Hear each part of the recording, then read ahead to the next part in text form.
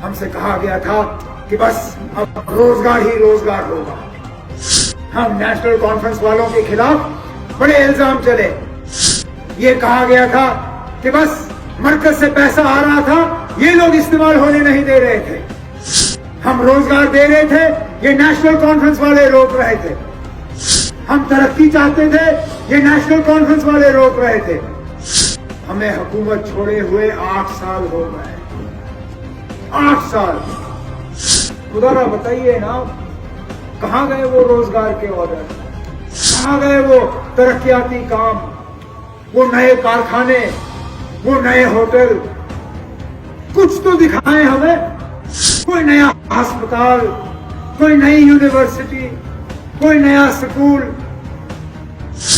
जब कभी भी ये रिक्रूटमेंट का ऑर्डर निकालते हैं, और निकाले 3-4 इन्होंने। पहले दिन ऑर्डर निकालते हैं, दूसरे दिन लोग शिकायत करते हैं, तीसरे दिन इंक्वायरी होती है, चौथे दिन जो है उस लिस्ट को रद्द किया जाता है। नुकसान किसका? उस नौजवान का जिन्होंने मेहनत करके, कोशिशें करके, इंटरव्यू देके, इम्तिहान देके अपना नाम उस लिस्ट में दर्ज कराया। आपने 5 अगस्त 2019 जो उन्होंने जम्मू कश्मीर के साथ नाइंसाफी की, जो धोखा किया, जो लूट किया, आपने उस पर मोहर नहीं लगाया। आज भी आप उस पर सवाल करते हो। आपने उसके खिलाफ अदालत में मुकदमा किया है। आप उनकी तारीफ नहीं करते हो। आप अपनी बीवी को लेके लेफ्टिनेंट गवर्नर साहब के दफ्तर नहीं जाते हो तस्वीर खिंचवाने के लिए, चापलूसी करने के लिए, उनको शाबाशी देने के लिए। उनके गलत काम को आप गलत कहते हो, उनके सही काम को आप कहते हो ठीक है ना, अब आपने सही किया, वैसे सही उनसे ज्यादा होता नहीं है। जब ये सब करने के बाद आप क्या उम्मीद करोगे? कि आपको सिक्योरिटी देंगे, आपको गाड़ी देंगे, आपको शाबाशी करेंगे? आप उनको तंग करते हो, वो आपको तंग करेंगे। मैंने जो 5 अगस्त को कहा ना, सबसे ज्यादा सिक्योरिटी उन लोगों को दी जाती है जो बीजेपी के दोस्त हैं। आपको सिक्योरिटी चाहिए, जाओ उनके साथ दोस्ती कर लो, लेकिन फिर लोग आपके साथ दोस्ती नहीं करेंगे। आपको सिक्योरिटी चाहिए, जाओ ना, A टीम में जाओ, B टीम में जाओ, C टीम में जाओ, D, आज E भी बन गया है।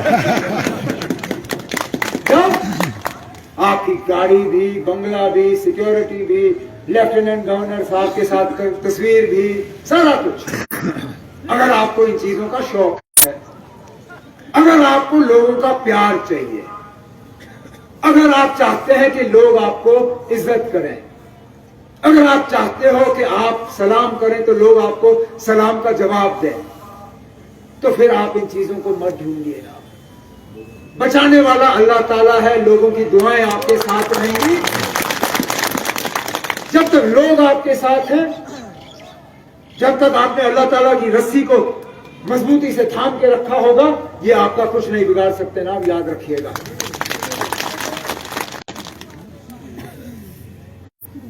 हम वो लोग हैं जो सौदा नहीं करते हैं, सच को सच कहते हैं, झूठ को झूठ। कभी कभार ये हमें भारी भी पड़ता है, लेकिन हम कहते हैं जनाब आज थोड़ा सा गुस्सा है, बेहतर है वो कबूल करना, बजाय ये कि हम लोगों को धोखा दें। क्योंकि आज बेशक हम लोगों को जवाब दे सकेंगे, कल को जब अल्लाह ताला के सामने हमने अपने को पेश करना होगा और इन हर चीजों का किताब खुलेगा हमारे सामने और हर चीज का हमें जवाब देना होगा, फिर इस धोखे का हमारे पास जवाब होगा नहीं। और इस आजमाइश से बचने के लिए बेहतर है कि लोगों को जो मुमकिन होगा वो कह दीजिए।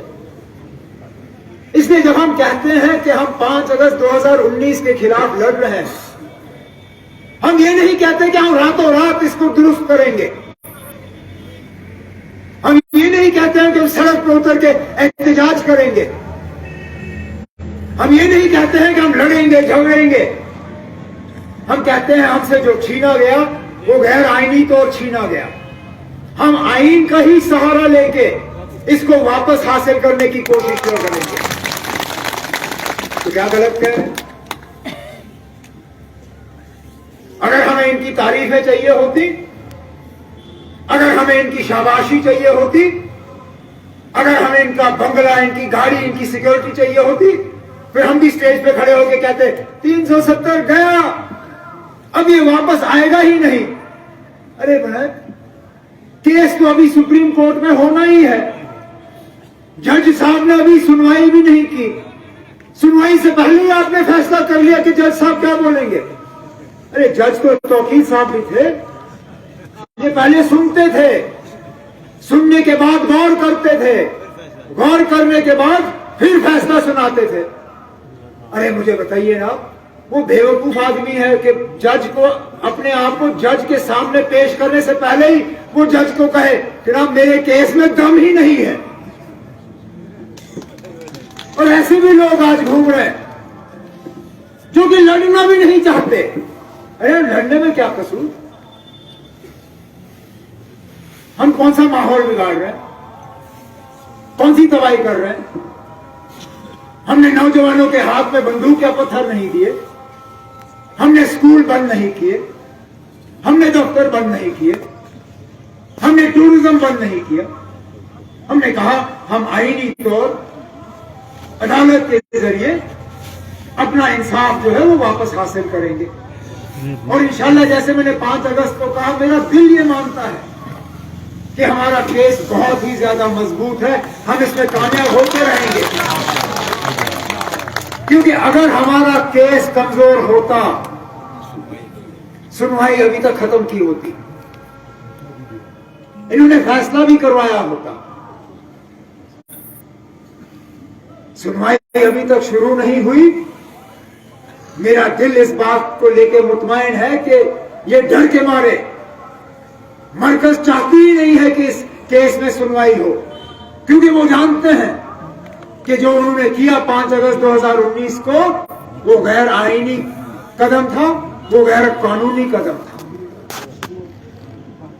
अब हमारा फर्ज बनता है कि हम अपने सफे मजबूत करें और हम अपनी बात जो है लोगों तक पहुंचाएं, लोगों की बात हम सुने, लोग क्या चाहते हैं, मुतालबे क्या है, मुश्किलात क्या है। क्योंकि हम एक अजीब ही एक सिलसिला चल रहा है, एक नया दौर सियासत का यहां पे शुरू हुआ है।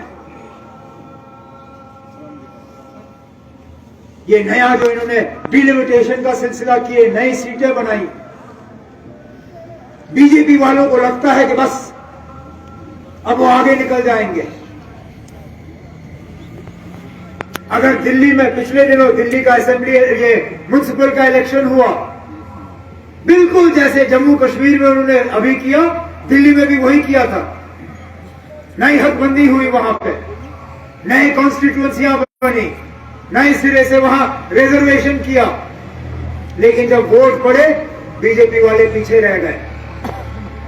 इसलिए यहां पे वो इलेक्शन नहीं करा रहे हैं, डरे हुए हैं, डरे हुए हैं। आप देखिए ना, जिसको पता है कि उनका पलटा भारी है, वो मैदान से भागेंगे क्यों? मरकज में भी हुकूमत उनकी, यहां पे भी हुकूमत उनकी, इलेक्शन कमीशन उनसे ही मशवरा करके फैसला करेगी। अगर बीजेपी वाले डरे नहीं होते, आपको क्या लगता है वो इलेक्शन कमीशन वाले को नहीं कहते कि आप फटाफट इलेक्शन कराओ? यहां इलेक्शन ना होना सबसे बड़ा सबूत है कि बीजेपी